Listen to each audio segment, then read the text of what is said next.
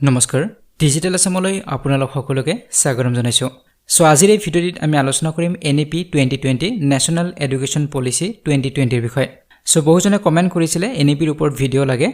কিন্তু NEP ৰ ওপৰত আমি যদি সকলোবিলাক কথা ডিসকাস কৰিবলৈ যাওঁ বহুখিনি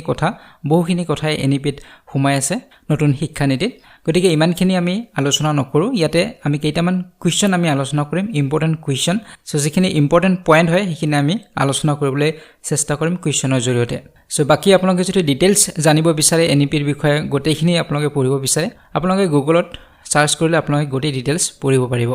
তো যি কি নহওক যদি আপোনালোকে এতিয়াও আগৰ ভিডিঅ' মোচনে লিংক ডেসক্ৰিপচন বক্সত দিয়া আছে তাত গৈ আপোনালোকে বিএডৰ প্লেলিষ্টৰ পৰা সকলোবোৰ ভিডিঅ' আপোনালোকে চাব পাৰিব তো এতিয়া আৰম্ভ কৰিছো আজিৰ ভিডিঅ'টি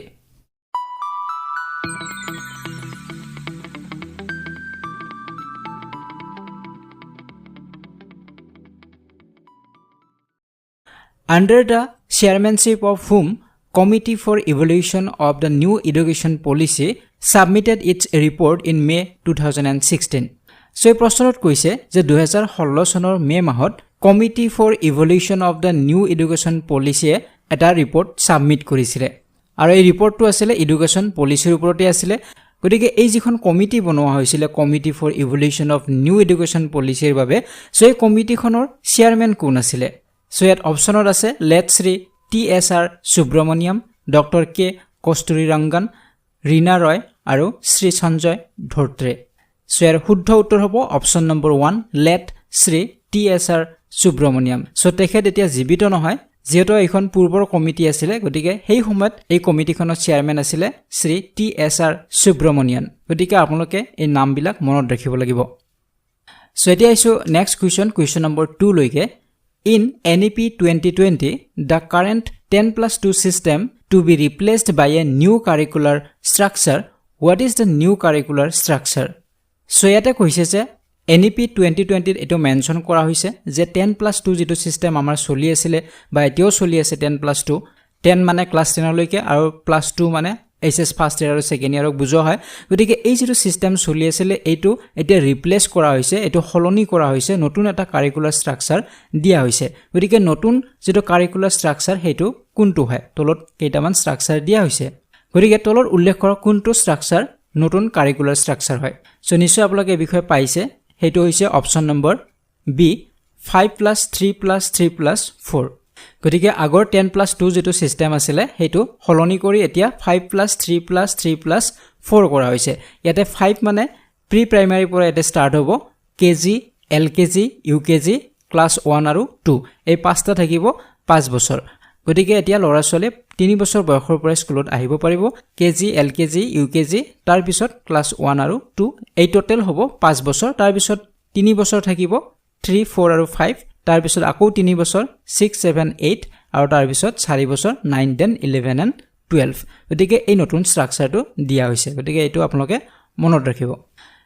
এতিয়া আইছো কোৱেশ্চন নম্বৰ 3 লৈকে according to the national education policy 2020 teacher will be able to teach lessons in mother tongue or regional language up to grade 3 4 5 none of this so এই প্ৰশ্নত কৈছে যে নতুন এডুকেশ্যন পলিচি মতে এতিয়া শিক্ষকসকলে কিমান গ্ৰেডলৈকে নিজৰ মাতৃভাষাতে ল'ৰা ছোৱালী শিকাব পাৰিব বা ৰিজনাল ল্যাঙ্গুৱেজত ছাত্ৰ-ছাত্ৰীসকলে শিকিব পাৰিব গতিকে গ্ৰেড 3 লৈকে বা গ্ৰেড 5 বা গ্ৰেড 4 লৈকে কোনটো গ্ৰেডলৈকে নিজৰ মাতৃভাষাতে ল'ৰা ছোৱালী শিকিব পাৰিব সো ইয়াৰ উত্তৰ হ'ব option number C grade 5 so grade 5 লৈকে বা ক্লাস 5 লৈকে এতিয়া ল'ৰা ছোৱালী নিজৰ মাতৃভাষাতে শিকিব পাৰিব সো আপোনালোকে ইতিমধ্যে গমে পাইছে নিউজতো এই বিষয়ে চৰ্চা লাভ কৰিছে বা আমাৰ ষ্টেট এডুকেশ্যন মিনিষ্টাৰৰ এই বিষয়ে উল্লেখ কৰিছিল যে ইংলিশ মিডিয়ামৰ ছাত্ৰ-ছাত্ৰীসকল নিজৰ মাতৃভাষাতে শিকিব পাৰিব বা শিকিব লাগিব গতিকে ক্লাস 5 লৈকে বা গ্ৰেড 5 লৈকে কোনো ছাত্ৰ-ছাত্ৰীকে কোনো এটা ভাষা ইম্পোজ কৰিব নোৱাৰিব জাপি দিব নোৱাৰিব জোৰ কৰি দিব নোৱাৰিব হিয়তে নিজৰ মাতৃভাষাত যেটো বেছি ভালদৰে শিকিব পাৰিব গতিকে নিজৰ মাতৃভাষাতে ক্লাস 5 লৈকে শিকিব লাগিব গতিকে উত্তৰ হ'ব অপচন নম্বৰ C এটা ইছু কোৱেশ্চন নম্বৰ 4 লৈকে who among the following was the chairman of newly constituted drafting NEP 2020 in June 2017 so এই প্ৰশ্নত কৈছে যে NEP 2020 ড্ৰাফটিংৰ বাবে বা খসৰা প্ৰস্তুত কৰাৰ বাবে 2017 চনৰ জুন মাহত এখন ড্ৰাফটিং কমিটি বনোৱা হৈছিল গতিকে তাৰ চেয়াৰম্যান কোন আছিল ইয়াতে অপচনত আছে Basudha Kamat doctor K Kasturi Rangan KJ Alphonse আৰু ৰামশংকৰ কুৰেল ইয়াৰ শুদ্ধ উত্তৰ হ'ব অপচন নম্বৰ বি ডক্টৰ কে কস্তুৰীৰংগন গতিকে ডক্টৰ কে কস্তুৰীৰংগন আছিল 2017 চনত যিখন ড্ৰাফটিং NEP 2020 বনোৱা হৈছিল কনস্টিটিউট কৰা হৈছিল গঠন কৰা হৈছিল খচৰা প্ৰস্তুত কৰাৰ বাবে গতিকে তাৰ চেয়াৰম্যান আছিল এতিয়া আছে কোৱেশ্চন নম্বৰ 5 লৈকে Ministry of Education was renamed as Ministry of HRD in which year so এই প্ৰশ্নত কোৱা হৈছে যে Ministry of Education যে এডুকেশ্যনৰ যেটো মিনিষ্ট্ৰি তাক ৰিনেম কৰা হৈছিল Ministry of HRD বুলি Human Resource Development বুলি কিমান চনত ইয়াক ৰিনেম কৰা হৈছিল সো অপচনত আছে 1956 1975 1985 আৰু 1989 গতিকে আৰু শুদ্ধ উত্তৰ হ'ব অপচন নম্বৰ সি 1985 সো 1985 ত ৰাজীৱ গান্ধী গভৰ্ণমেণ্টে এটো ডিসাইড কৰিছিল আৰু তেওঁলোকে চেঞ্জ কৰিছিল Ministry of Human Resource Development লৈকে Ministry of Education কিন্তু আপোনালোকে এইটো মনত ৰাখিব লাগিব যে এই বছৰ পুনৰবাৰ ইয়াক চেঞ্জ কৰা হৈছে Ministry of HRD ক চেঞ্জ কৰি এতিয়া Ministry of Education কৰা হৈছে গতিকে আপোনালোক হেটো খুদিব পাৰে যে Ministry of HRD ক হলনি কৰি কি নামেৰে এতিয়া জনা যায় বুলি আপোনালোক খুদিব পাৰে এতিয়া হ'ব Ministry of Education আৰু ইয়াতে কোৱা হৈছে যে কেতিয়া Ministry of HRD গঠন কৰা হৈছিল এটো হ'ব 1985 ৰাজীৱ গান্ধী গভৰ্ণমেণ্টৰ সময়তে কৰা হৈছিল সো এতিয়া আইছো নেক্সট কোৱেশ্চন নম্বৰ 6 লৈকে New policy aims for universalization of education from preschool to secondary level with 100% gross enrollment ratio in school by. So এই প্ৰশ্নত কৈছে যে নতুন যেটো এডুকেশন পলিসি সেই পলিসিটোৰ এটা উদ্দেশ্য ৰখা হৈছে উদ্দেশ্যটো হৈছে যে প্ৰিস্কুলৰ পৰা একেবাৰে সেকেন্ডাৰী লেভেললৈকে যাতে 100% এনৰোলমেন্ট হ'ব পাৰে গ্ৰছ এনৰোলমেন্ট ৰেশিও হ'ব পাৰে স্কুল বিলাকত হেতু এটা উদ্দেশ্য ৰখা হৈছে গতিকে এই উদ্দেশ্যটো কিমান চনৰ ভিতৰত তেওঁলোকে ফুলফিল কৰাৰ এটা সিদ্ধান্ত লৈছে হেতু 2022 চন 2025 2030 নে 2035 সো ইয়াৰ শুদ্ধ উত্তৰ হ'ব অপচন নম্বৰ সি 2030 গতিকে 2030 চনৰ ভিতৰত 100% যাতে গ্ৰছ এনৰোলমেন্ট ৰেশিও হয় প্ৰি স্কুলৰ পৰা সেকেন্ডাৰী লেভেললৈকে হেতু এটা এইম ৰখা হৈছে নতুন এডুকেশন পলিসিত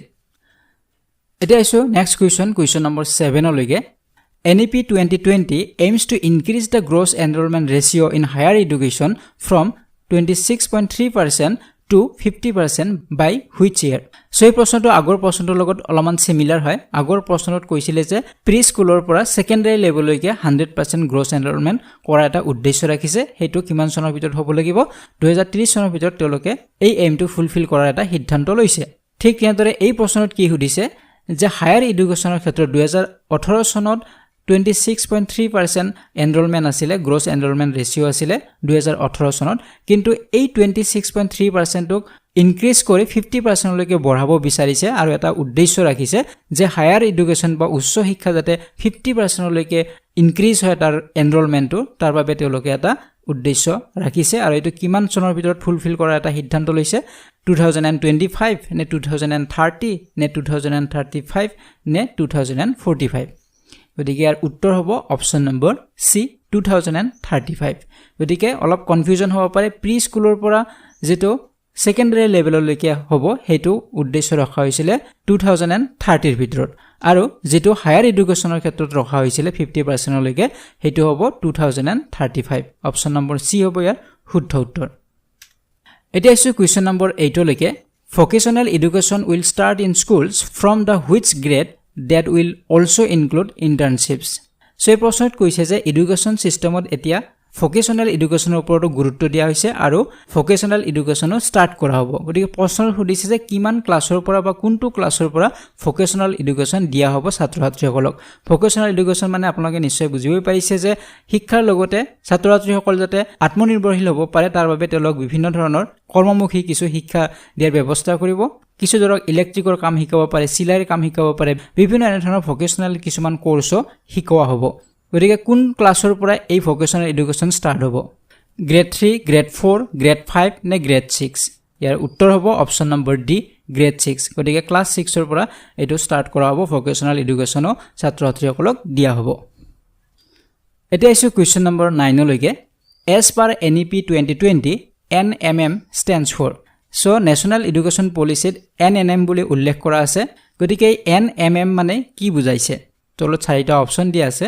গতিকে ইয়াৰ শুদ্ধ উত্তৰটো মই কৈ দিছো শুদ্ধ উত্তৰ হ'ব option number 1 national mission for mentoring গতিকে NEP 2020 ত নেশ্যনেল মিছন ফৰ মেণ্টৰিঙৰ কথা উল্লেখ কৰিছে ইয়াতে কি হ'ব যিবিলাক ৰিটায়াৰ্ড শিক্ষক হয় তেওঁলোকক এডুকেশ্যন সিস্টেমটো আৰু আগবঢ়াই নিয়াৰ বাবে বিভিন্ন ইউনিভাৰ্সিটি বা কলেজক পৰামৰ্শ দিয়াৰ বাবে তেওঁলোকক এটা সুবিধা দিব যদি কোনোবা ভাৰতীয় ভাষাবোৰ শিকোৱাৰ